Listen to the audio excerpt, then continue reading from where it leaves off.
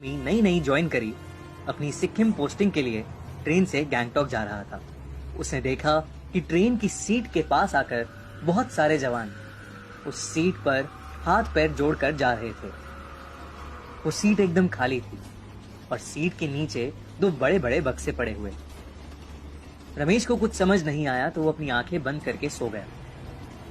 देर रात में उसकी आंख खुली तो अंधेरे में उसे आर्मी की यूनिफॉर्म पहने बैठा एक लड़का दिखा जो उसी खाली सीट पर बैठा था और रमेश को एक मुस्कान के साथ देख रहा था। उसे देखते ही रमेश थोड़ा घबरा गया और उठ के बैठ गया। रमेश ने जब उस लड़के से पूछा कि क्या वो सीट उसकी है तो उस लड़के ने आंखों के इशारे से हाँ कहा। तब रमेश ने पूछा कि वो लड़का कौन है और लोग उसकी सीट पर आकर हाथ क्यों जोड़ रहे थे। इस बात पर उस लड़के ने कोई जवाब नहीं दिया। रमेश ने फिर पूछा, पर फिर वो लड़का एक मुस्कान लिए उसे देखता रहा। रमेश उस लड़के को पागल बोलकर लेट गया, पर जब उसने वापस उस सीट पर नजर घुमाई तो वहां कोई नहीं था। रमेश को यह सब बहुत अजीब लग रहा था।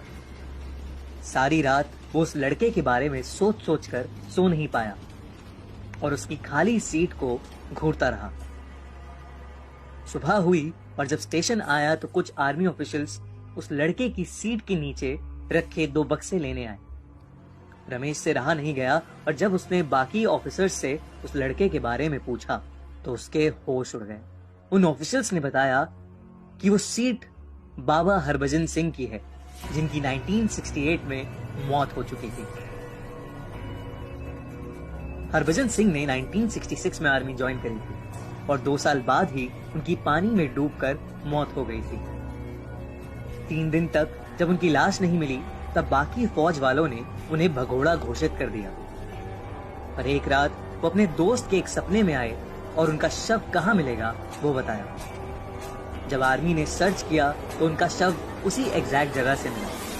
तब से लेकर आज तक हरभजन सिंह फौजियों के सपनों में आकर उन्हें दुश्मन के प्लान्स के बारे में पहले से ही बता देते हैं। इस तरह वो इंडो चाइना बॉर्डर पर 40 साल से इंडिया की रक्षा करते आए। कहते हैं रात में पहरा कर रहे फौजियों की अगर आंख लग जाती है तो वो उनको चाटा मारकर सतर्क भी करते हैं। इतना ही नहीं, इंडियन आर्मी भी इस बात को मानती है कि उनकी आत्मा अभी भी बॉर्डर पर ड्यूटी कर रही है और उनको कैप्टन का दर्जा और बाबा की उपाधि भी दी गई। उनके नाम का एक मंदिर भी बनाया गया है जहां उनका एक कमरा है। हर रोज उनका बिस्तर बिछता है और उनकी यूनिफॉर्म और जूते वहां रखे जाते हैं।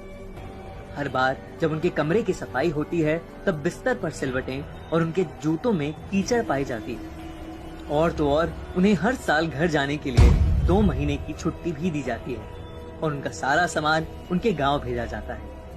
और उस समय सिक्किम के जवान हाई अलर्ट पर होते हैं। ये सब कुछ सुनकर रमेश दंग रह गया और अपने बंकर पहुंचते ही वो सबसे पहले बाबा हरभजन सिंह के मंदिर गया, जहां वो ट्रेन में हरभजन के साथ हुई उस मुलाकात के बारे में सोचने लगा। सोचते सोचते एक बार फिर हरभजन सिंह की छवि उसके सामने आई।